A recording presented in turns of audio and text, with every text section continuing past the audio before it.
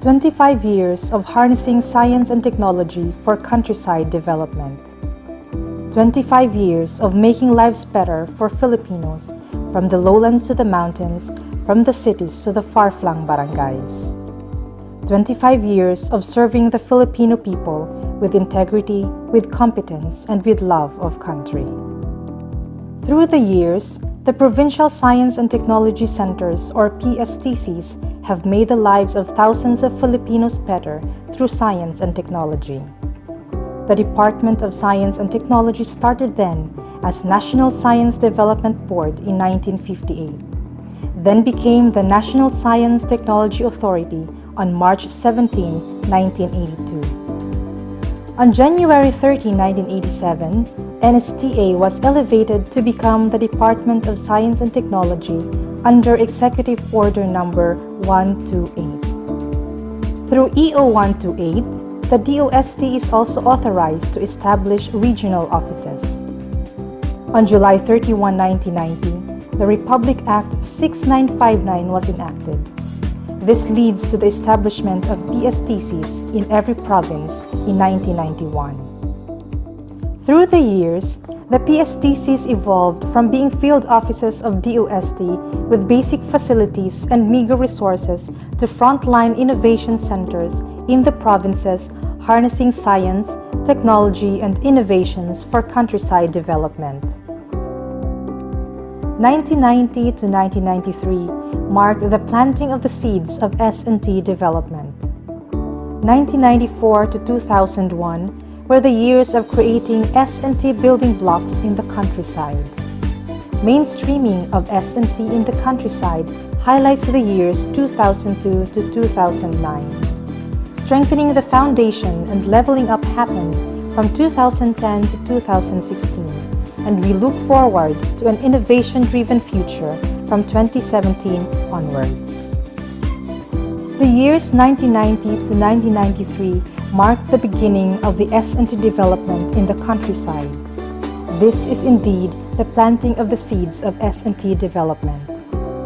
During these years, most of the PSTCs were established in state colleges or universities in the provinces. PSTCs struggled to take shape as a relevant government agency in the province, providing basic technology transfer services and fundamental technology trainings to rural communities with very limited resources. Through this, the groundwork of S&T development had been laid out in the countryside. I have been a scholar of the OST from high school up to my college years. And so I thought, there is no better way for me to give back to the government, to give back to the Filipino people, than to serve them at the Department of Science and Technology. And so I became one of the pioneering PSTC personnel when I served at the Iloilo Provincial Science and Technology Center. Those were indeed very challenging times. We have a meager budget and very basic facilities. Most of us were also quite young then. We hardly had any contacts with other government agencies or the LGUs or other organizations for that matter. We were also practically learning on the job, since most of us have limited technical experience. But I believe that our youth was also our greatest strength because we were full of energy.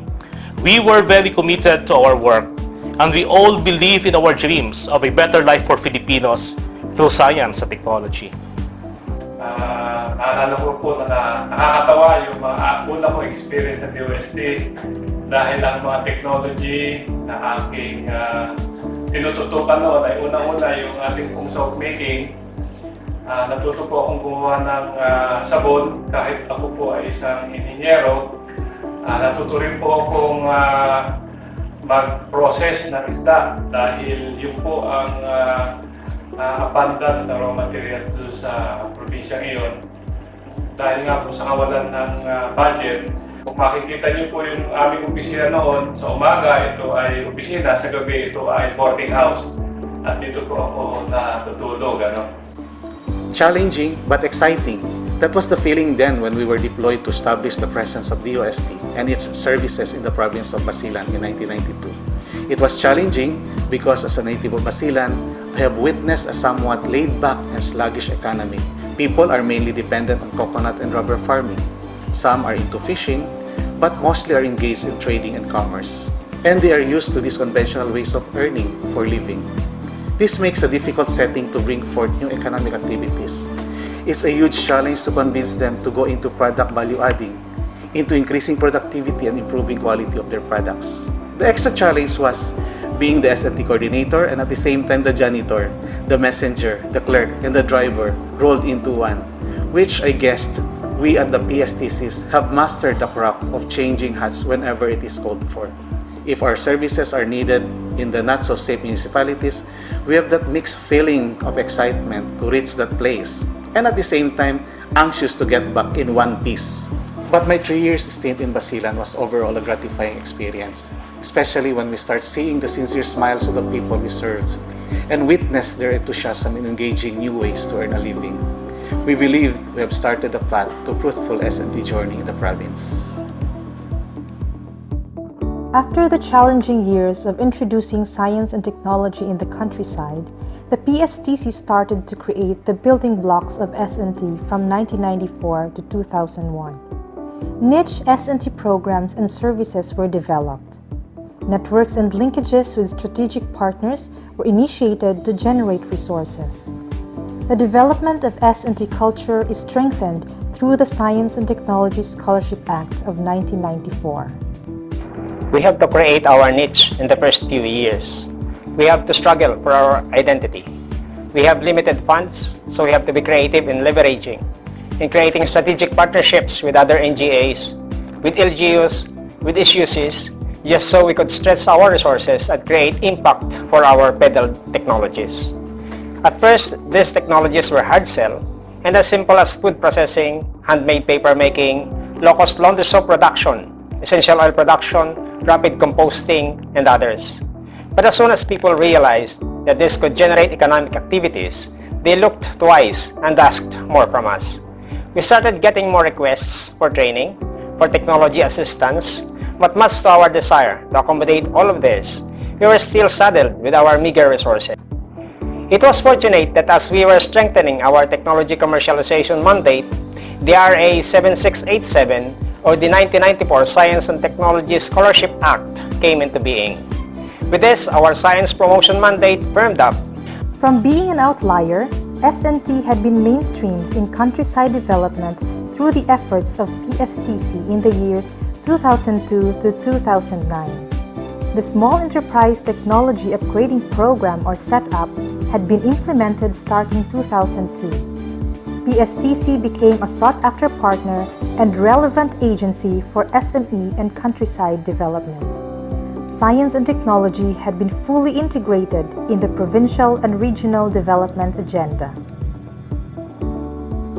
2002 to 2009, thank God meron na tayong flagship program which is the Small Enterprise Technology Upgrading Program, yung SETUP. Nag-mainstream na mga PSTCs. This time, hindi na tayo nang hihingi ng atensyon. Tayo nang hinahanap.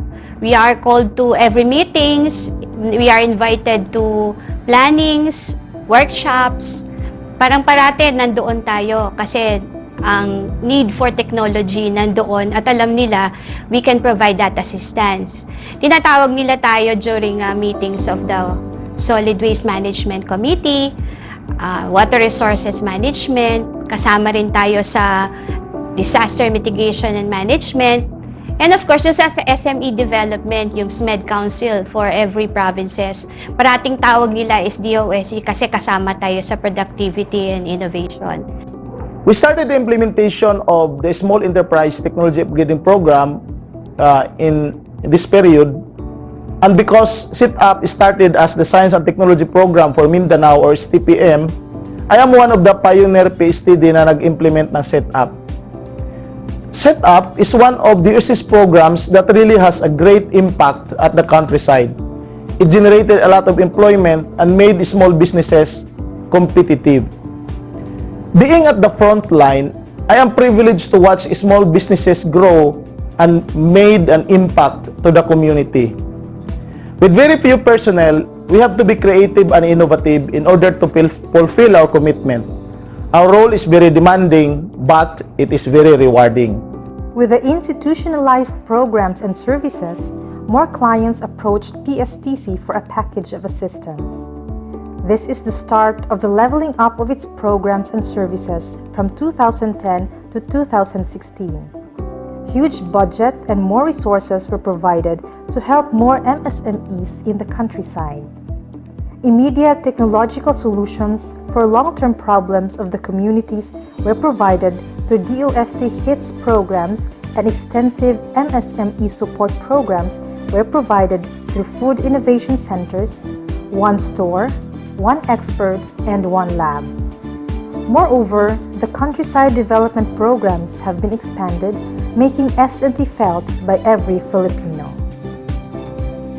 Kung ang pinagkakabala namin dati ay yung promotion, dissemination, and transfer of appropriate rural technologies, starting 2010, we shifted to a higher level of science and technology interventions, thus expanding our presence in the countryside.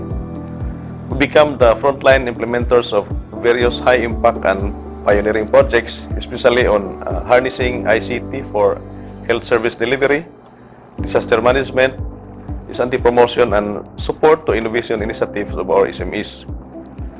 Health services become more accessible in the countryside with our SBACS project. PSTCs are also actively participated in implementation of various components of Project NOAA, an ICT-based disaster management, such as the installation of automated rain gauges, water level monitoring, automated weather stations, and 3D LiDAR mapping, among others. We are also into innovation-driven pioneering projects like food innovation centers, a digital fabrication laboratory such as Bohol Fab Lab, the first of its kind in the country, that provides space for innovators of the grassroots level. 2010 to 2016 saw the shining moments of PSTCs. We can consider these years na nag-level up na tayo ang mga PSTCs. We are innovation-driven na. For our setup ISSF for MSMEs beneficiaries, one store project is an assistance wherein they can display the products and the buyers can do the purchases online. Another one is one lab, which is helping them to look and submit samples for analysis. HITS, or the high-impact technologies, were implemented through our complementary food production, which is the Rice Mungo Baby Food Blend, a simple technology from FNRI that helped fed 3,000 first-degree malnourished children in our province. TBIs, Technology Business Incubators, we collaborated with Bacolod Negros Occidental Federation of ICT, wherein IT equipment for startups were provided to become independent business entities to develop their skills and knowledge in ICT entrepreneurship. All of these have shown that inclusive growth, or agham na ramdam, was really felt in every corner of the province. The PSTCs, through its hardworking and dedicated personnel, have been consistent in supporting regional line agencies in improving the quality of life in the provinces. They have proven that more significant accomplishments can be achieved with limited resources. As of 2015, the setup program provided a total of 2.5 billion pesos of innovation system support, providing 45,462 technology interventions to 26,673 MSMEs, generating 146,728 jobs in the countryside. Along with these milestones are the enhancement of the quality of the delivery of services through ISO 9001 certification of all PSTCs. Some of the regional offices and PSTCs have been given the most coveted Philippine Quality Awards for its performance excellence. Above all, PSTCs etched significant impacts on the lives of our rural entrepreneurs. Maraming salamat po sa DOST for your coming in at sa lahat ng tulong na naibigay nyo sa Tagum Golden Foods. Through this setup program, lumawak ang aking market locally and also pagpasok namin to the ASEAN market. Mabuhay DOST! Pero sa totoo lang, here, among the poor, frontliner pala ang mga DOST. Because you're the ones who really mean a lot for these people. Mag-usap na sila nung kanilang kalye. Sa aming mga lugar na walang kalye, nakakarating yung know-how ninyo. We don't need the streets and the roads sometimes eh. All we need is the know-how. Then people will be able to go down the mountains with products that will give them a livelihood. Yun yung kayo po. Yun po ang DOST. And I believe frontliners pala kayo. You may not be part of the news headlines ng mga dyaryo. But for the people here, the grassroots, frontliners kayo. And what you do, yun ang headliners. The PSTCs indeed have achieved 25 glorious years of excellent S&T service, but it will continue to envision for another 25 years of innovation-driven future for our country. Smarter communities have to be fully achieved. More resources are needed to empower PSTCs and become the innovative solution providers in the countryside. I am grateful, honored, and challenged for the 25 years of PSTC's aggressive push for sustaining S&T development in the countryside. Being part of a new generation for the PSTC workforce, we will pursue our vision and we will carry on our commitment with passion to inspire so that science will be felt by everyone and one. This is the best time for the new generation of PSTC, since almost everything has already been laid out by our frontrunners in PSTC, and thanks to them. And the best way to honor their efforts is for us, as the new generation of PSTC workforce, to commit ourselves to carry on the torch, continue the legacy, and envision another 25 years of glorious S&T service in the countryside. Today, I envision for the next 25 years of PSTC to create an innovation-driven economy for our country. Whatever changes that we could have, we will still carry on the same spirit, the same enthusiasm, the same working attitudes that have been passed on by our frontrunners in the PSTC. So with everything that is set by our frontrunners in the PSTC, we, the new generation of PSTC, are now prepared to face another 25 years of science and technology service in the rural and countryside. Indeed, the S&T development in the countryside has reached its greater heights. But this year opens another chapter as the new generation of PSTCs embraces the next 25 years of S&T breakthroughs in the countryside. The PSTC legacy lives on. The PSTC in the service of the Filipino people through science, technology, and innovation.